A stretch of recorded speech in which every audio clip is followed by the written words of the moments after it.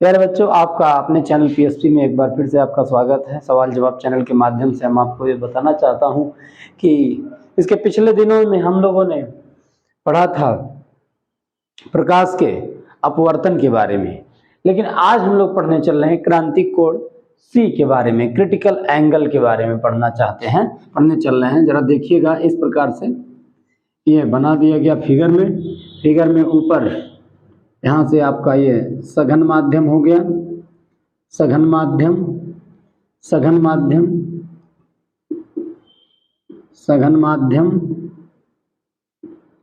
और नीचे आपका विरल माध्यम हो गया, विरल माध्यम। सघन माध्यम को 2 से, विरल माध्यम को 1 से निरूपित करते हैं। ये प्रकाश की किरण आपकी आ रही है। देखिए, ये प्रकाश की किरण आपकी सघन माध्यम से आ रही है और जब विरल माध्यम में जाती है तो जाना तो उसको ऐसे चाहिए, लेकिन वो धीरे धीरे ये जो अविलंब होता है, पीछे कल बताया गया है, अविलंब से इस प्रकार से दूर हटती जाती है। तो इस प्रकार से ये दूर हटती जाती है। फिर अगर हम आपतन कोण का मान धीरे धीरे थोड़ा सा और बढ़ा दें, इस प्रकार से पहले आपतन कोण आई था, उसके मान को बढ़ा करके और बड़ा किया गया, तो आपतन कोण का मान बढ़ाने पर धीरे धीरे अपवर्तन कोण का भी मान क्या होता है, आर का मान बढ़ता जाता है। फिर आपतन कोण को और बढ़ा दिया गया, आपतन कोण को जैसे जैसे बढ़ाया जा रहा है, फिर इधर अपवर्तन कोण का मान और बढ़ गया, फिर आपतन कोण का थोड़ा सा मान और बढ़ा दिया गया। इस प्रकार से अपवर्तन कोण का मान और बढ़ करके ये पूरा कितना बना लिया, 90 अंश का कोण बना लिया। क्या बना लिया? 90 अंश का कोण बना लिया। यानी कि जब प्रकाश के, ये आपका अविलंब है, एक बार फिर से देख लीजिए, ये आपका अविलंब है और ये आपका आपतित किरण है, आपतित किरण और इंसिडेंट रे, आपतित किरण, ये आपकी अपवर्तित किरण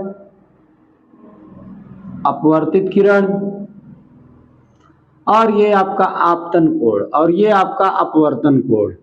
तो प्यारे बच्चों, एक बार समझिए कि जब प्रकाश की किरण सघन माध्यम से विरल माध्यम की ओर जाती है, ये सघन माध्यम है आपका, और सघन माध्यम से ये विरल माध्यम में जाती है, तो जैसे जैसे हम इस प्रकार से जैसे हम आपतन कोण का मान बढ़ाते हैं, वैसे वैसे अपवर्तन कोण का मान भी बढ़ता जाता है। एक ऐसी स्थिति आती है, एक ऐसा पोजीशन आता है जिस पर आपतन कोण का मान बढ़ाते उस समय अपवर्तन कोण का मान जो है 90 अंश हो जाता है। तो इस घटना को हम लोग क्रांतिक कोण कहते हैं। क्या कहते हैं? यानी आपतन कोण आई का वह मान जिस पर अपवर्तन कोण का मान 90 अंश हो जाए, तो उस आपतन कोण आई को उस समय हम लोग क्या कहते हैं? क्रांतिक कोण कहते हैं। तो ऐसी स्थिति में जो आई होता है वो क्रांतिक कोण सी के बराबर होता है और आर जो होता है अपवर्तन कोण, वो 90 अंश हो जाता है। और स्नेल का नियम यही कहता है कि साइन आई बटे साइन आर बराबर, यहां पर हम लिख सकते हैं अपवर्तनांक n के। किसके लिख सकते हैं? अपवर्तनांक n के, यानी दूसरे माध्यम के सापेक्ष पहले माध्यम का अपवर्तनांक। अब साइन आई मतलब क्या हो जाएगा? साइन आपका सी क्रांतिक कोण और साइन यहाँ पर 90 अंश, साइन 90 अंश हो जाएगा 2n1। ठीक है। अब साइन सी यहाँ पर हो जाएगा, साइन 90 अंश का मान कितना होता है? 1 होता है। साइन 90 अंश का मान कितना होता है? 1 होता है। यहाँ से 2n1, या फिर हम इसको उत्क्रमणीयता के नियम से अगर 2n1 है तो उसको लिख सकते हैं 1/1n2 लिख सकते हैं। क्या लिख सकते हैं? 1/1n2 लिख सकते हैं।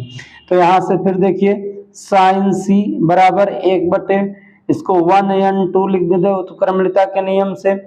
अब इसको ऊपर कर दीजिए, 1n2 बराबर 1/ कितना हो जाएगा? साइन सी। यही क्रांतिक कोण के बीच और अपवर्तनांक के बीच का संबंध होता है। तो 1n2 बराबर 1/sin सी। एक बार फिर से समझिए कि जब प्रकाश की किरण सघन माध्यम से विरल माध्यम में जाती है तो अविलंब से दूर हट जाती है। आपतन कोण का मान जैसे जैसे बढ़ाते चलते हैं, अपवर्तन कोण का मान 90 अंश हो जाता है, तो उस समय आपतन कोण आई का मान क्रांतिक कोण सी के बराबर होता है। इसे हम लोग क्या कहते हैं? क्रांतिक कोण सी कहते हैं। अब इसी में एक और